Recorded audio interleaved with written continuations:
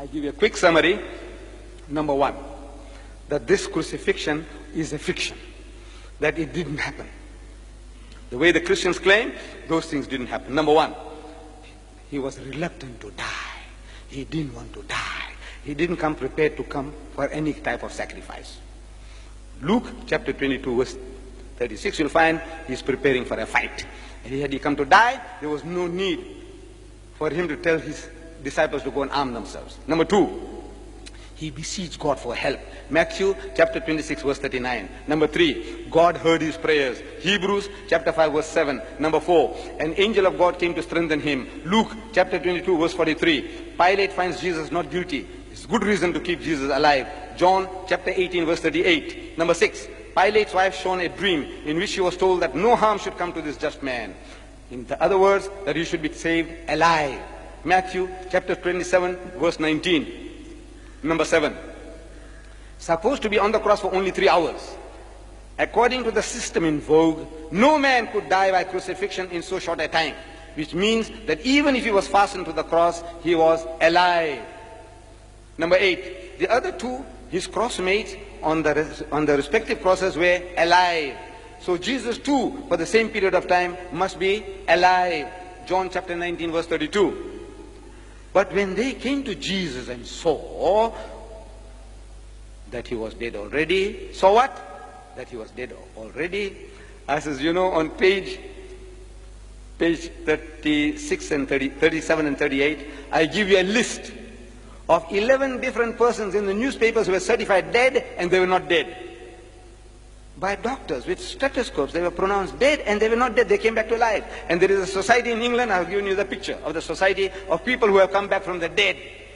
Were they all resurrected? No. But they were certified dead.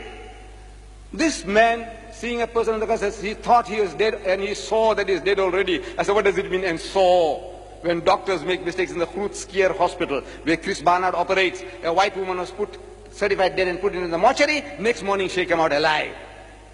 When you make mistakes by the day, certifying people dead when they're not dead, what this means that he was dead already.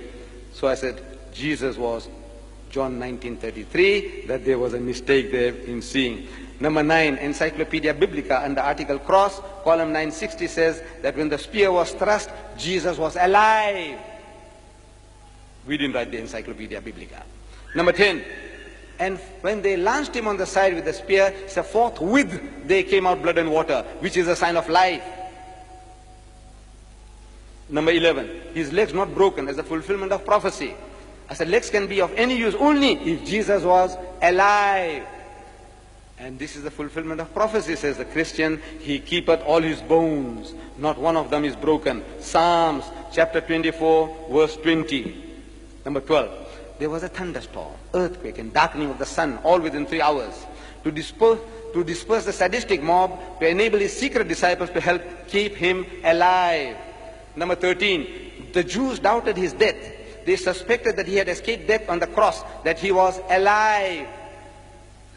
And now the next day, they go to Pilate, the chief priests and Pharisees come together into Pilate saying, Sir, we remember so-and-so, and we don't want to make another mistake like we had made in the first, that the last error shall be worse than the first error. What was the first error they made? You know what? They allowed the body to come down without breaking his legs.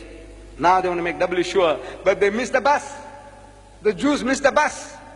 Last night, there was in the Argus that they didn't miss the bus.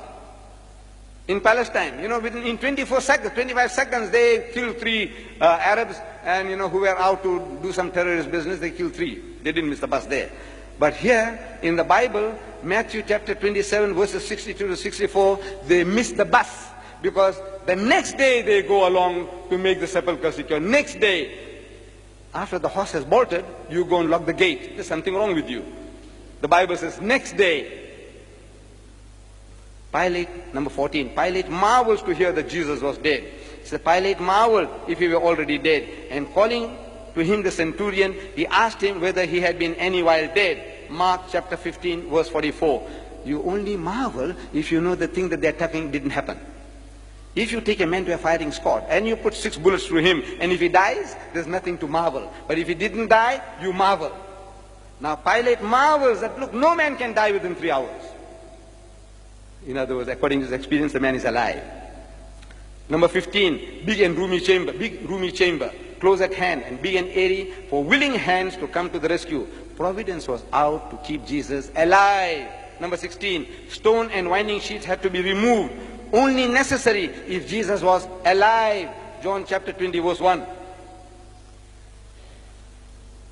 Number 17, report on the winding sheets. German scientists who carried out experiments on the Shroud of Turin said that the heart of Jesus had not stopped functioning, that he was alive. Number 18, he was ever in disguise. Disguise not necessary if Jesus was resurrected. Only necessary if he was alive. John chapter 21 verse 4. Number 19, he forbade Mary Magdalene to touch him. Touch me not, for this reason that it would hurt, because he was alive. John chapter 20 verse 17. Number 20, not yet ascended unto my Father. In the language of the Jew, in the idiom of the Jew, he was saying, I am not dead yet. In other words, I am alive. John chapter 20 verse 17. Number 21, Mary Magdalene not afraid on recognizing Jesus, because she had seen signs of life before. She was looking for a Jesus who was alive. John chapter 20 verse 16. Number 22, his disciples petrified on seeing Jesus in the upper room. All the knowledge about the crucifixion was from hearsay. Therefore, they could not believe that Jesus was alive. To had Almal, Hamfarlat and Khaflach. They were not there. Number 23, ate food again and again in his post-crucifixion appearances. Food only necessary if he was alive. Luke chapter 24 verse 43.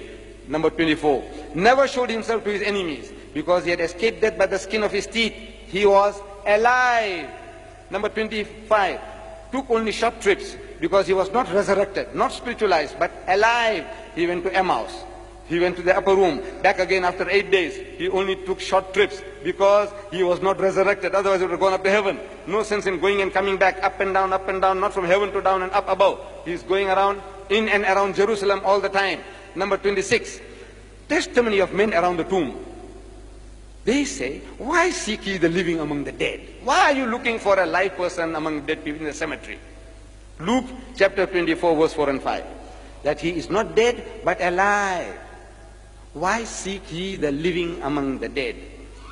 Number 27, testimony of the angels. The angels say, the angels who had said that he was alive, that he live, that he is alive.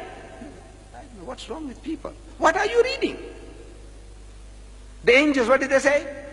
That he is resurrected. No, he said that he live, he is alive. They said no, he is not alive, he is dead.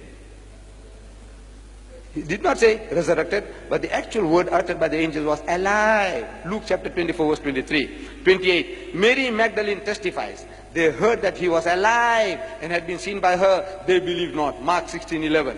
Mary did not watch for a spook or a ghost or spirit of Jesus, but a live Jesus. What they could not believe was that the Master was alive.